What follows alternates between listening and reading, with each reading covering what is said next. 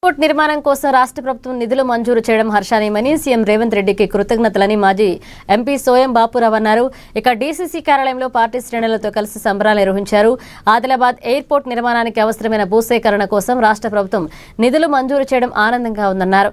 Party కార్యాలయం ఎదుట నాయకులు కార్యకర్తలు టపాసులు పేల్చి ఒక్కొక్కరు మిఠాయిలు తినిపించుకున్నారు. ఇక తాను ఎంపీగా ఉన్నప్పుడే ఎయిర్పోర్ట్ అంశానికి బీజం పడిందన్నారు. నేడు కొంతమంది తామే చేసినట్లుగా గొప్పలు చెప్పుకుంటున్నారని ఎద్దేవా చేశారు.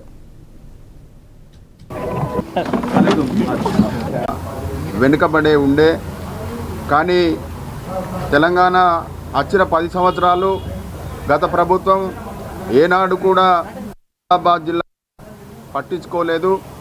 కానీ ముఖ్యమంత్రి అది ఆదిలాబాద్ జిల్లా అని దాన్ని నేను తప్పనిసరిగా ఏదైతే దత్తత తీసుకొని ఆదిలాబాద్ జిల్లాను అభివృద్ధి చేస్తా అని మాట ఇచ్చి ఆ మాట నిలబెట్టిన ముఖ్యమంత్రి ఏదైతే పిప్రి బహిరంగ సభలో వచ్చినప్పుడు ఖచ్చితంగా నేను ఆదిలాబాద్కు ఎయిర్పోర్ట్స్ ఇస్తానని చెప్పడం ఆ మాటను నిలబెట్టుకోవడం జరిగింది. దానికోసం రాష్ట్ర ముఖ్యమంత్రికి రాష్ట్ర ప్రభుత్వానికి తప్పనిసరిగా మేము ఆదిలాబాద్ జిల్లా తరపున మరొక్కసారి వారికి మేము కృతజ్ఞతలు తెలుపుతున్నాం. ముఖ్యంగా 2278 కోట్లు ఇచ్చే ముందు రాష్ట్ర కేబినెట్లో నిర్ణయం తీసుకోవాలా. కానీ రాష్ట్ర ముఖ్యమంత్రి రాష్ట్ర కేబినెట్లో కూడా నిర్ణయం తీసుకోకుండా ఆదిలాబాద్ ప్రజలకు నేనేదో సేవ చేయాలన్న ఆలోచనతోటి ఒక గొప్ప నిర్ణయం తీసుకొని ఇవాళ ఎయిర్పోర్ట్స్ కోసం నిధులు మంజూరు చేయడం అంటే సామాన్య మాట కాదు.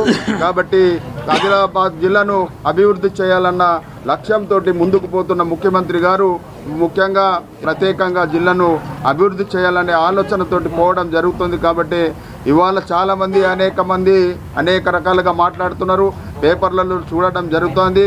వాస్తవంగా నేను గతంలో ఎంపీ కాకముందు ఏ ఒక్క ఎంపీ కూడా ఎయిర్పోర్ట్ కావాలని ఏ నాయకుడి దగ్గర లెటర్ ఇవ్వలేదు.